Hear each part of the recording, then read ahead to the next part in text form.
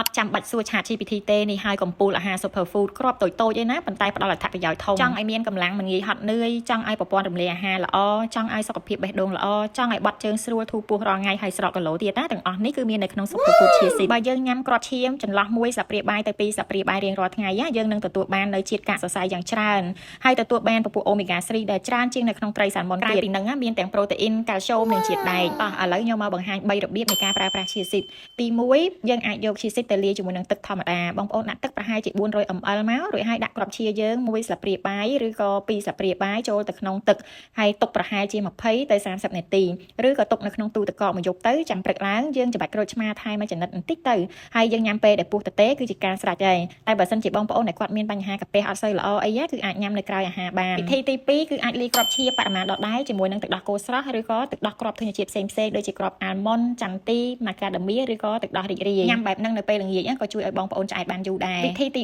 3បងប្អូនអាចយកទៅក្រឡុកជាមួយនឹងបន្លែផ្លែឈើធ្វើជាលក្ខណៈ smoothie ឬក៏ត្រាំវាឲ្យរីកល្អជាមួយទឹកហើយអាចលាយជាមួយនឹង yogurt ឬក៏ផ្លែឈើណាដែលបងប្អូនចូលចិត្តញ៉ាំជាអាហារពេលព្រឹកឬក៏ពេលល្ងាចតែអ្នកណាខ្លះគួរញ៉ាំគ្រាប់ឈារៀងរាល់ថ្ងៃចម្លើយគឺអ្នកដែលកំពុងតែសម្រកគីឡូអ្នកមានបញ្ហាប្រព័ន្ធរំលាយអាហារខ្សោយអ្នកហូបអាហារបួសអ្នកដែលគាត់មានជំងឺទឹកនោមផ្អែមអ្នកមានជំងឺបេះដូងនិងស្ត្រីមានផ្ទៃពោះ